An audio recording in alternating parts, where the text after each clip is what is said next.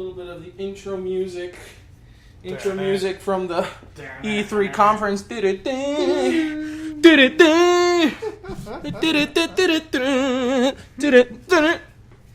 Whoosh! Graphic. Alright, this is where we start. So, hey guys, this is Fico. This is my gaming mind, and with me, Vicktaru. His name is Victor. He says the one and only Vicktaru. But that's him. He's got a YouTube channel. He's a really good StarCraft 2 player. He's in Diamond. I'm in Platinum, actually. You're in Platinum? Thank you. Is there a Diamond? Yeah, there is a Diamond. There's a Diamond. And a Masters, and when I'm Grandmaster, I will play faster. Oh, look at that. He's going to be in MLG Orlando, by the way. He's going to be there. You should compete. You're not going to play? I might. You're not going to play. You should play. I've been getting a lot better recently, and my thing is if I can make Masters, can you take on Idra? Anyone can take on Idra. All I gotta do is cheese him. All I have to do is proxy gateways, and he'll just go, "This game is stupid." Sucks. I'll win. There you God, go. Forget it. But anyway, the reason we're here is a really neat reason. See, Victor used to work where I currently work, and now he's happy. And now, we both went our separate ways. But he's been doing YouTube videos. He's got a Let's Play for Half-Life 1. He's also got this really sort of like a show where you take the collection of shit that you buy on Steam for like $1. You never play it, and then you're like, oh wait, I bought that and I never played it. Let me show these people what these games are. Like the Misadventure of PB Winterbottom. The Misadventures of PB Winterbottom for 49 cents.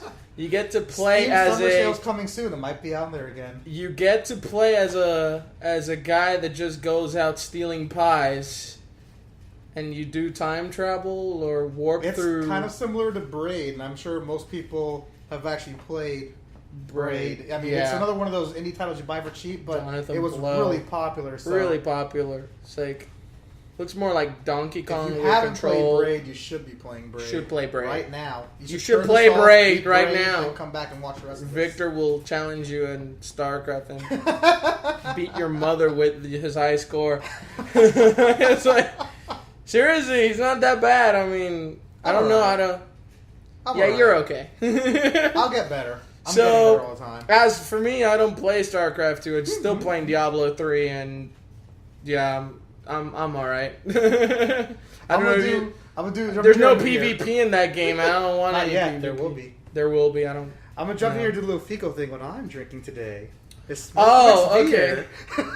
He's gonna do like this.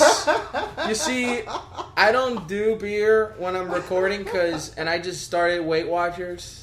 I don't know if I told you that. Yeah, I saw that. I started Weight Watchers and beer. I've just drank low-fat beer. Agree with Weight Watchers, really. No. Medalla Light is 1 point, and so I like it. But and I drank like 2 during the week, and I lost like 3 more pounds. So he's drinking. What are you drinking? Smithwick's. Ladies and gentlemen, this is a great Irish beer. You know what I'm drinking? H2O, created by God. This is God. This is God's drink. Brewers of Guinness. Brewers of Guinness. Well, God created the men that created the brew that created this. So this is H2O. This is created by God and Mother Nature. So, but it doesn't have any flavor. But if God created man, and then man created Guinness, yes, then by proxy, there you go. That just blew your mind. This blew my mind. I just blew your mind. He's too smart. He's like, way too smart. Like Inception he's over just here. I've just been mind fucked. Thank you, Victor. Thank you. Thank you. It's what he does. He's so smart. But anyway, what we're here to talk about is basically this. There's this thing that we love so much, and this video games, and we both have done YouTubes, and we both love cherish them both very nice, and we don't get many views. He's got a ton more views than I do, but anyway, but we do it for the fun. We do it for the lulz. We don't do it for and we do it for you. But E3 is something that we both were following, Yep. and we love that. That we were so pumped, and it's Friday now, and there's a probability that E3 is officially over and done Just with. touch. Is it just done? I Just think this people touch. what they're doing is just packing it up. So yeah, the conferences, they were from Monday and Tuesday. We had the bulk of the conferences on Monday, starting with the Xbox conference, and I think EA and Ubisoft did theirs, and then ended the day with Sony's, and then the next day came Nintendo, and I think that was the only conference that was like major conference. There may have been others, but they did like a separate DS conference or 3DS conference later in the day. yeah, Nintendo had 3 conferences. They had the conference, the main conference, then they had a post-conference conference. They had a conference to tell you about the conference. And then they had the next day a 3DS conference that added nothing. You already knew about the games. You didn't get that much, but enough a little later about that. It was the conference of the conference. It's conferenceception. I'm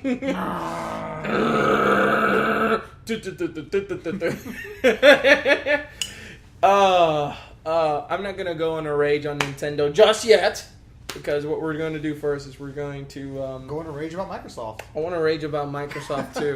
Not rage about Microsoft, because in my opinion they had the second best conference.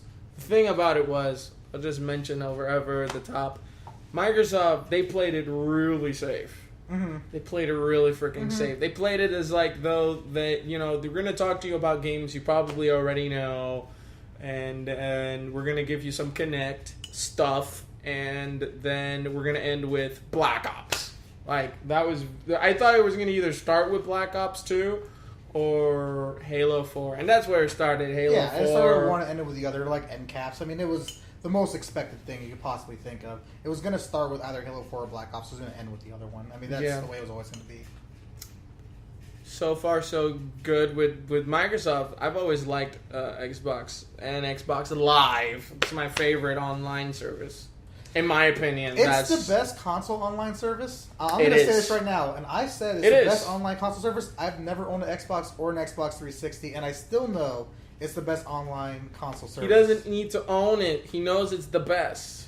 And you know why? Because Sony's they don't go down for a month, and then you realize a month later when they tell you your information could have been stolen from somebody. Sorry.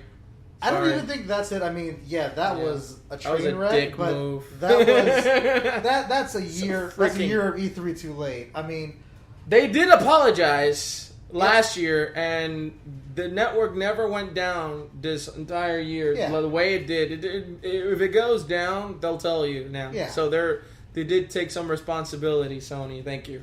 But Xbox, I mean, they came full guns blazing. There were a few things in the conference that I really did not like. well, I did not like. I'm jumping ahead of. I got a few notes here, but I'll say what I don't like first. I didn't like Usher. I didn't like Usher. I didn't like Dance Central 3 being promoted by Usher, the birther of Justin Bieber, the birther. Those who don't know, it's his fault that he'd exist. So thank him for birthing such a fucking disgrace of a musician, quote unquote. Now I'm going on a music rage. I'm thinking about doing another channel. I need help with like a channel like reviewing movies and music and shit. Come and keep this just about gaming. But yeah, what I thought was gonna happen was he said that he had done the choreograph of like a song or two in the game. So what I thought was going to happen was it was going to be a full fleshed on performance, and in the back we were going to get like the exact same moves he was doing.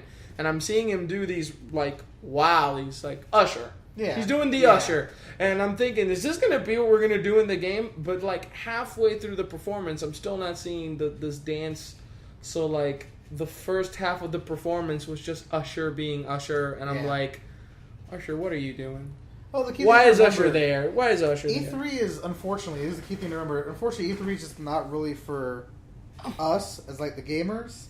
It's for the media. E3 is a media show, and that's what Usher does. And that's what Usher is there for. Usher. He's there for the media. Now, the smart thing I think about Microsoft's conference is that, and this is actually goes back into what we were talking about with them having the best online service, and this is also why they push the Kinect so much, even though a lot of people don't like the Kinect, is that since the original Xbox, Microsoft has pretty much said as a business model, we will lose money in our consoles, we don't care, we don't want you to think of the Xbox as a game console. Yeah. We want you to think of this as a multimedia platform. Yeah.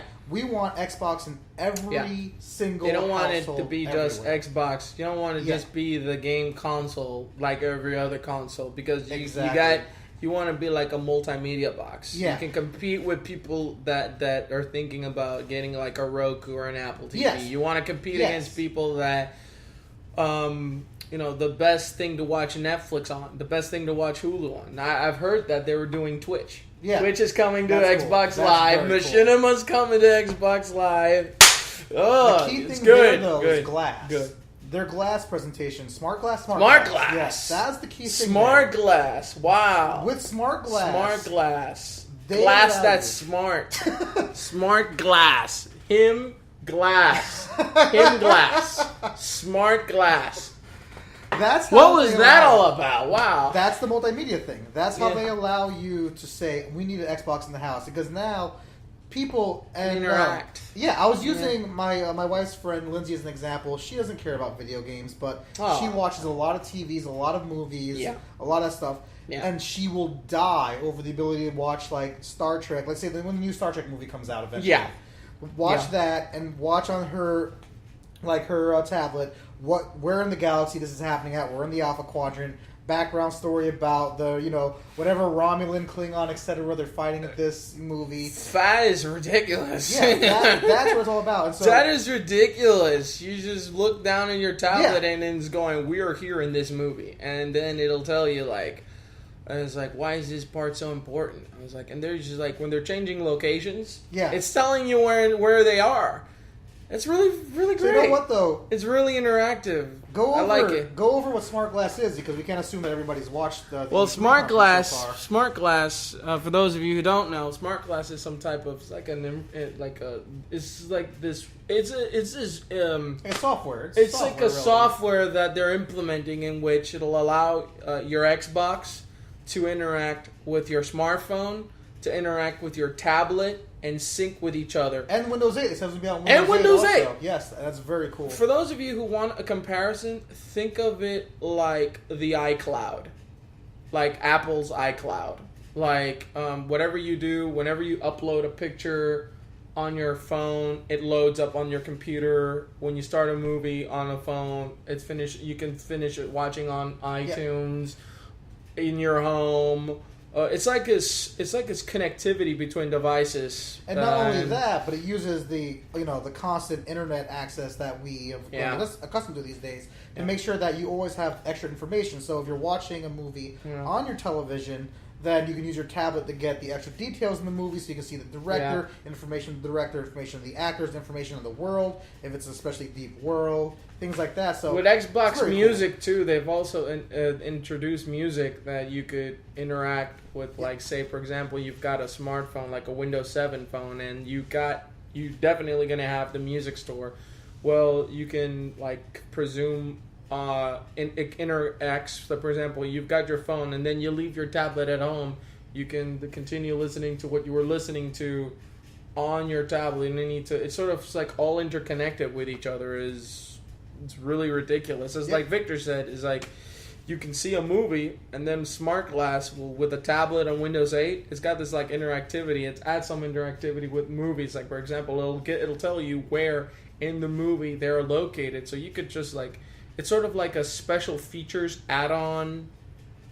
That's really cool. So And so I think this is what Microsoft's thing was all about. But Smart Glass, I think it wasn't much about Xbox. It was more about all their devices. But that's what Xbox is about. Xbox, that's what Microsoft wants it to be about. To you and I, more so to you, people who own Xboxes, of course. But to the people that game heavily, Xbox is about games. It's about Halo. It's about Black Ops community. That's what it's about. But so Microsoft, people think E3 is about games. It's not about games. It's about tech. And that's why CES, but with more video games. And that actually, It's crazy because, you want to be about games, but that is what they think of it. Yeah. And that's why they go in there thinking, I was like, we want people to get excited so that they can buy our console. Exactly. Or buy our service. The people there aren't us. The people there are journalists. They want to get the journalists excited. Yeah. Write about this in their papers that the consumers read. And the consumers are going to go get the stuff now. Mm-hmm. We don't really need E3. We know what games are coming out. Yeah. Regardless. We know what games are coming out. These people don't. I think it hurt E3 a little because when it turned to press pretty much knew, well, not that. That hurts too because you want a fan. If I want to go to E3, if I pay to fly to Los Angeles and buy my ticket and my pass, and I'm there on E3 for like 3 days. If I like an option to be able to do that, but I got to get like a press pass. Mm-hmm. I don't know if I could do that with my blog. I could just say, well, I write for my Fico's Gaming Mind blog. I got my website. Does that qualify me as being a part of the press? I was like, how do I do that? Can I convince somebody to do that? Can I go to E3 and tell them, look, I'm not with the press, but I do write video game articles? I want to blow your mind here for a moment. Blow my mind. Again. Nintendo forged the direction that Microsoft's going in. Think about E3. Yeah. Everything that's pushed is the Kinect. Every year. The Kinect is what they want to push. Yep. Why do they want to push the Kinect? Not because of video games. Microsoft knows that nobody cares a goddamn about Kinect video games. They know that. This is not a secret.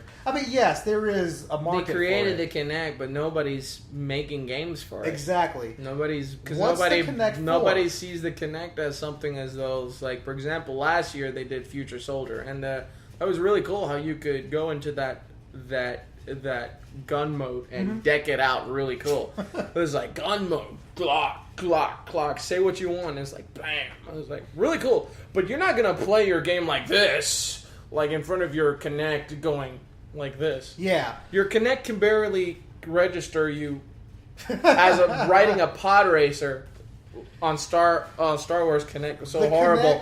But show something real quick. No, keep blowing my mind. I'm sorry. Yeah, no problem. The Kinect is because people who don't play games are intimidated of these. These are intimidating. Yeah. The people who do not play games. What is that? I'm just like a 50-year-old, 80-year-old lady who's like, this is intimidating. Get that away. Get that away. So. Get that away. Demons! So, Microsoft wants to... Smithwicks! Microsoft wants to push the Xbox to the non-gaming community. They want it to be a multimedia device. They want it in every home. But they can't. People who buy Xbox think of it as a game console. They think of Halo. They think of Gears of War. Yeah. So Nintendo comes out with the Wii, with motion controller, and all of a sudden, everybody owns a Wii. Everyone. I got a Gamers Wii. I got one too. First day it came out. But because it blew my mind. I mean, when I saw that Zelda Twilight Princess demo, Twilight Princess was so good. Level that they and Skyward Sword is even better. God, Skyward Sword's amazing, actually. Yes, but that's what they wanted. Nintendo obtained what they wanted. Microsoft desperately wanted mothers, grandmothers, anybody who doesn't play video games, to buy just to get into the living room. And it worked because. Every household that has an Xbox, and I know that they have kids, they have a Kinect. The Kinect is there so that now the mother doesn't have to look at the controller. She says, I want to use my Xbox to watch Netflix. Xbox, play Netflix. Bing Netflix, Bing blah. Just like, and let me tell you an interesting fact. My friend Ron is a good friend of mine. He was telling me how his wife wanted him not to buy a PS3. She wanted him to buy, and she did not say Xbox, she wanted him to buy a Kinect. A Kinect, that's what she called it. Kinect. I don't want an Xbox, I want a Kinect. Go get a Kinect, exactly. That's very interesting, because you're like, you do realize that it's a peripheral. You need the Xbox. And then you go like, oh, well, if I need to buy the Xbox, okay, I'll buy it. Yeah.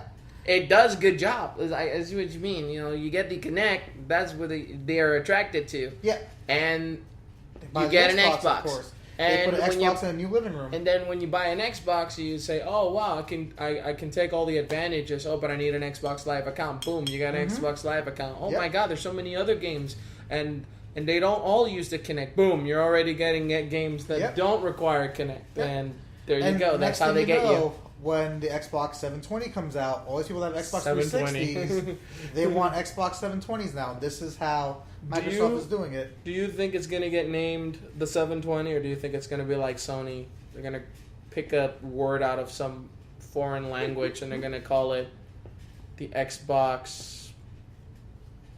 Make a word. I don't know. Do you have a word you want to say? The Xbox Liquid. The Xbox Liquid. Team Liquid Xbox. There you go. That's the next Xbox. Quick Team shout Liquid. out, TeamLiquid.net. There you go. I don't know who they are.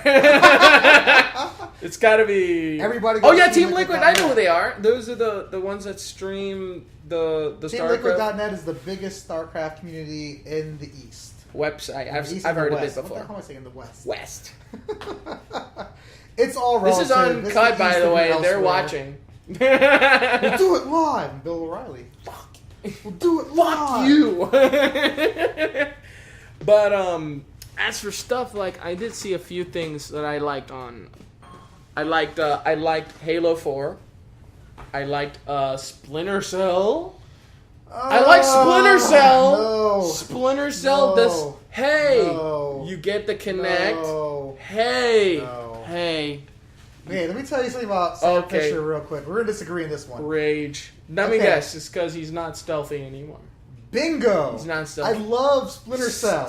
Okay, I go Sam around. Fisher, he's knock you out, carry you over my shoulder, put you in the back. And I'm watching this Splinter Cell. I'm like, I'm going to go in bullet time, jump out in the middle of the open, pop 5 people in the head, and just walk off like it's no big deal. Did he take on wide open, like on his own? Like 8?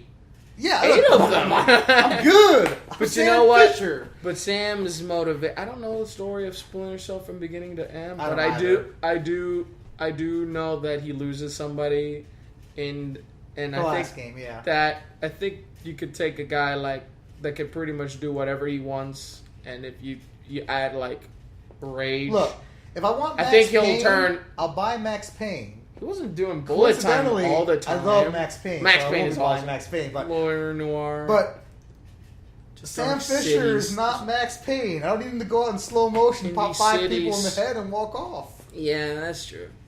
But I don't share his rage. I thought Sam Fisher.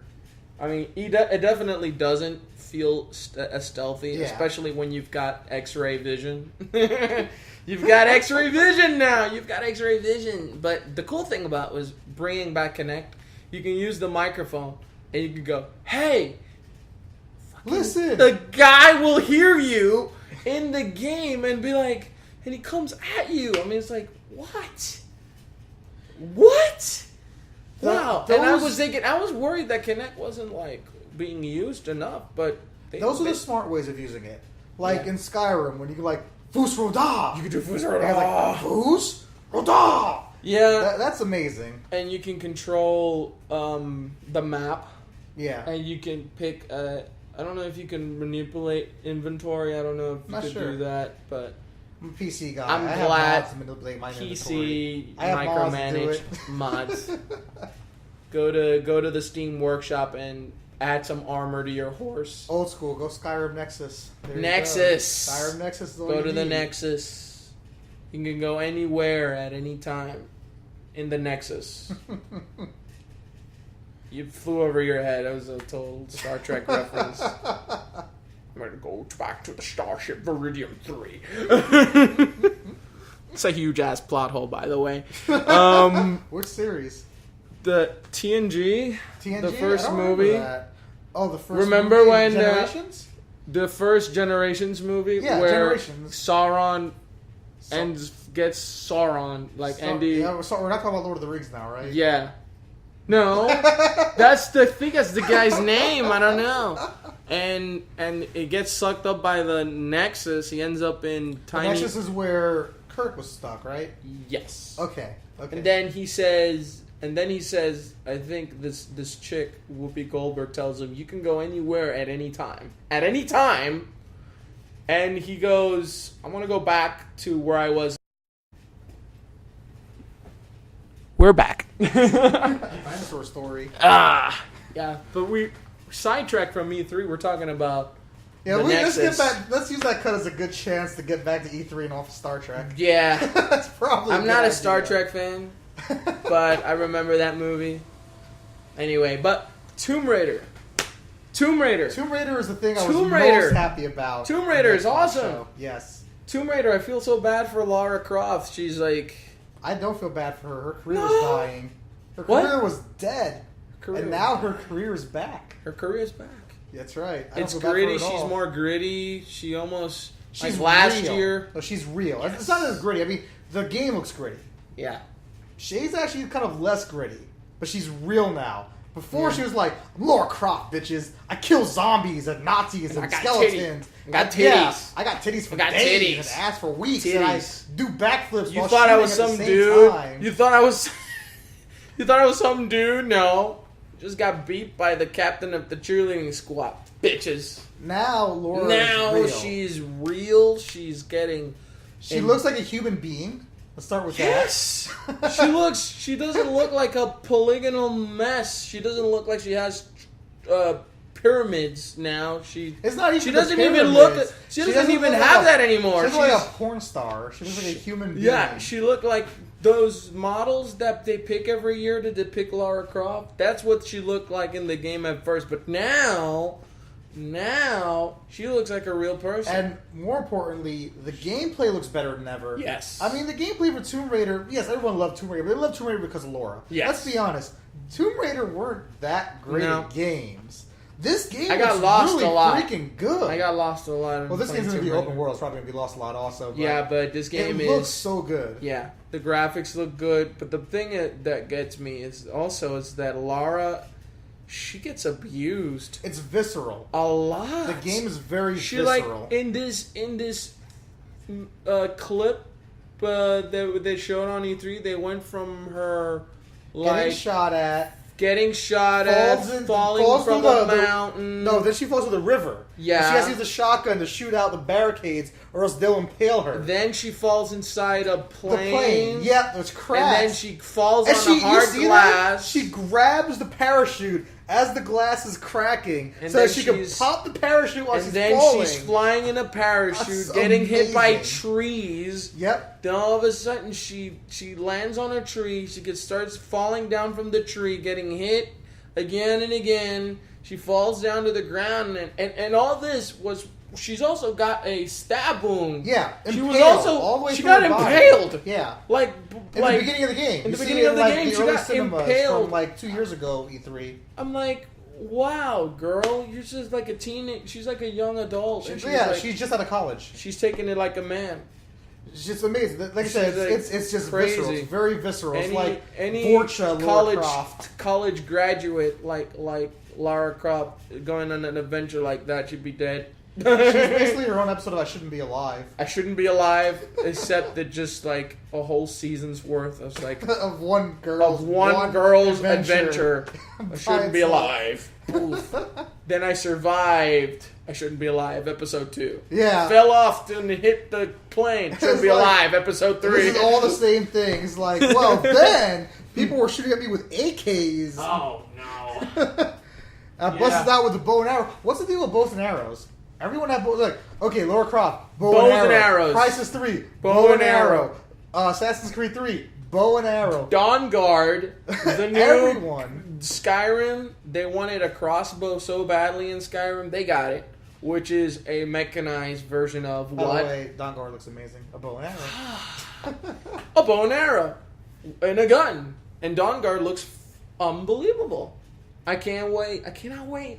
Yeah, I know. I can't wait. I know. I seriously can't wait. I need to actually build a separate character just to make sure I have a character to play vampire side and a character to play Dawn Guard side. Yeah.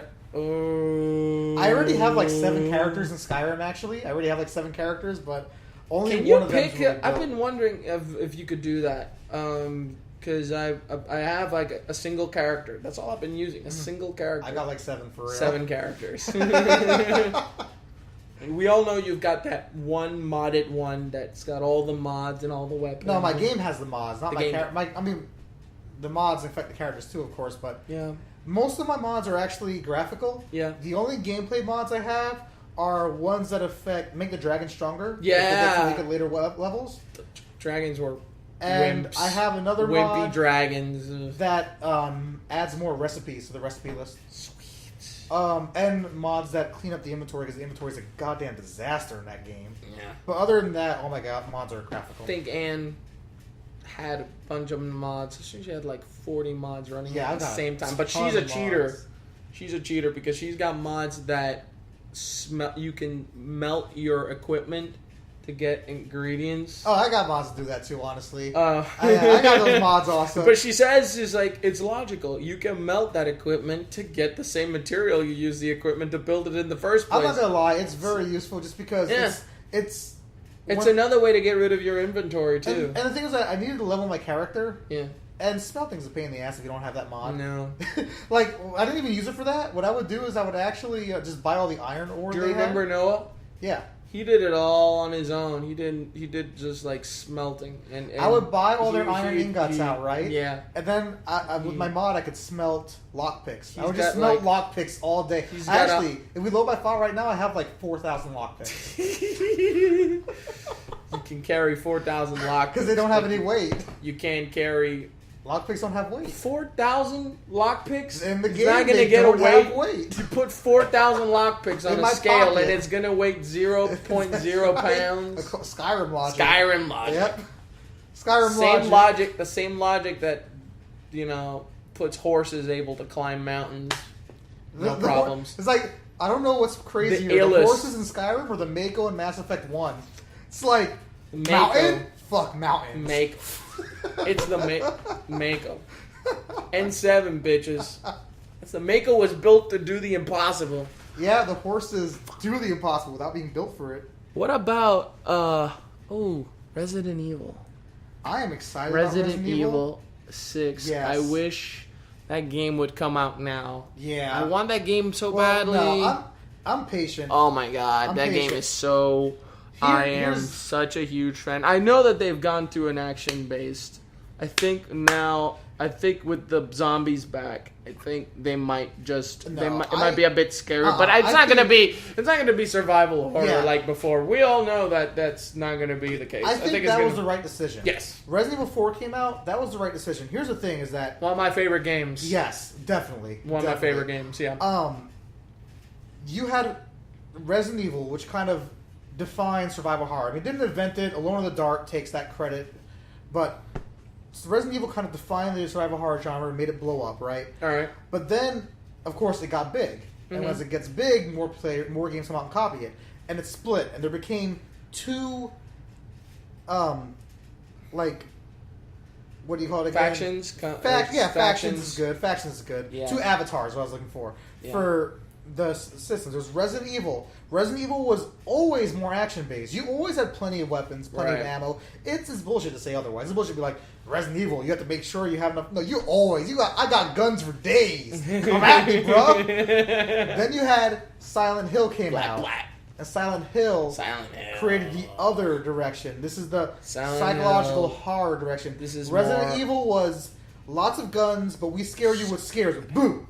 That's the scare. Yeah. Silent Hill was, we actually leave you limited with your weapons, and we have the psychological horror, and we freak you out through... And the story, and the atmosphere, and the music, and the fog, and the decrepit buildings. When you were in Resident Evil, you knew it was going to be more science-based. You knew that the zombies weren't real zombies. They were like zombies that were infected with the T-virus. It's not just so that. It was like science fiction. It was more action-based, Yeah. Silent Hill, it's all outworldy, demonic... Yep. Internal representations. Internal is the key thing. Like your internal demons brought to life on Silent Hill. And in every Silent Hill game, all the enemies are actually representative of different parts of the character's psyche. And that's why Silent Hill is brilliant. I really hope they get back on track.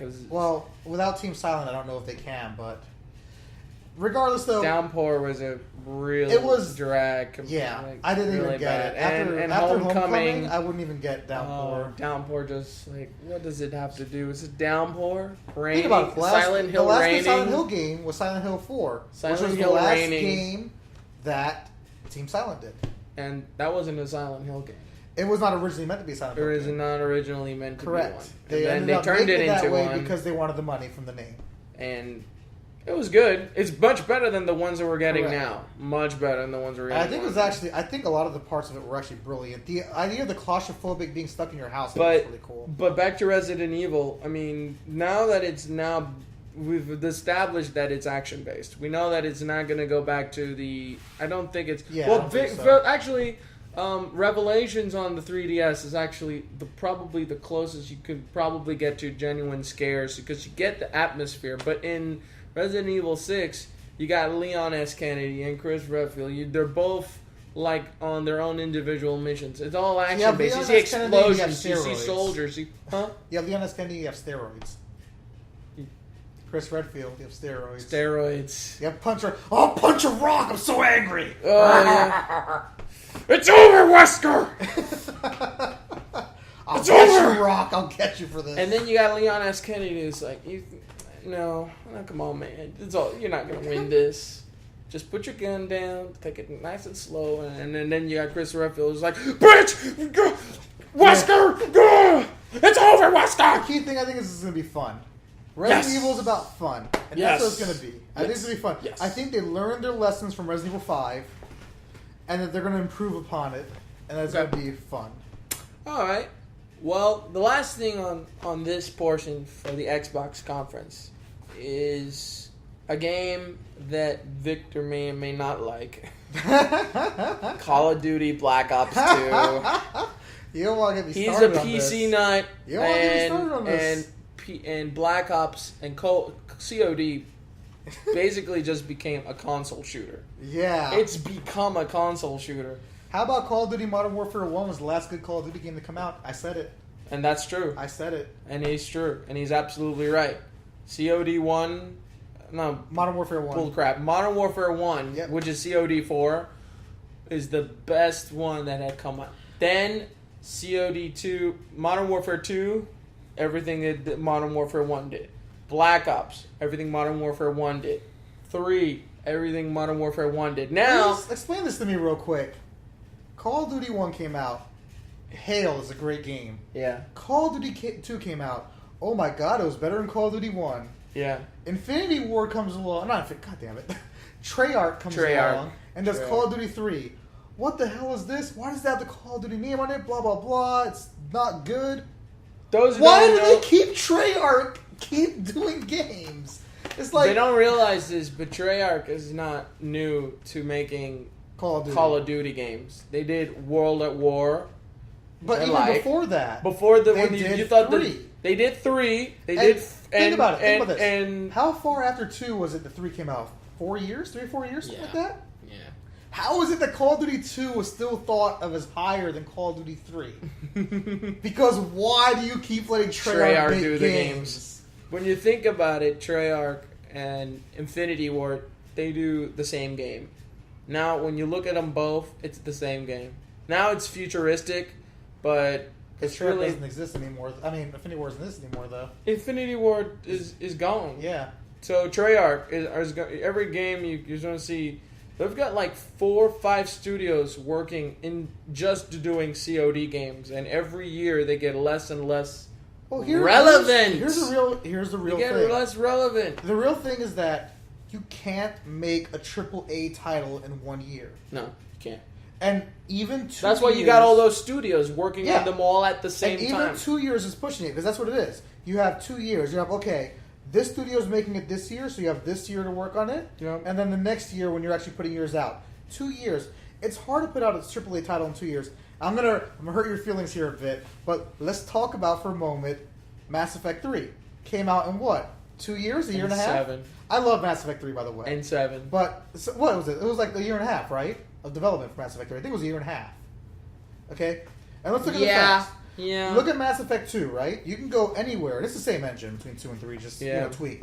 You can go anywhere and there's no problem. But look at the DLC. You walk around the DLC, a lot of times you'll get stuck places. You'll get, glitched in a place and you have to load your game. Yeah. Mass Effect 3, the game when it first came out, you will get glitched in places. I remember every mission, because I'm this type of player, this is me. Every mission, I go and I talk to everybody in my ship after every single mission, right? Yeah. I could not simply go talk to Joker, then take a quick right and go talk to Edie. I have to walk around behind Edie, because if you take a quick right and you walk too far, you get that little bump up over her, and you walk up in that, and Shepard can actually get stuck in that bump. It's the most obvious thing to do. It happened to me in 2 when I was playing. For some reason, Shepard started floating. Yeah. Like, I was like standing there, all of a sudden turns like this, and I'm like... In this bump in 3, he'll just get stuck in it. It's happened to me like a dozen times. But, yeah. Like, this is the thing that if you spend more time developing your game, it's going to be better. Happen. That's why Mass Effect 1 was so amazing. Yeah. Because they spent a lot of time working on it. And think about how many missions. Again, I love the game, but think about, if we're being honest, how many missions of Mass Effect 3 were fetch missions?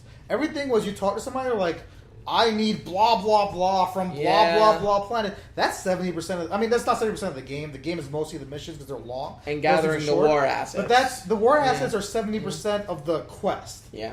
Everything is blah, blah, blah. I have this at this planet.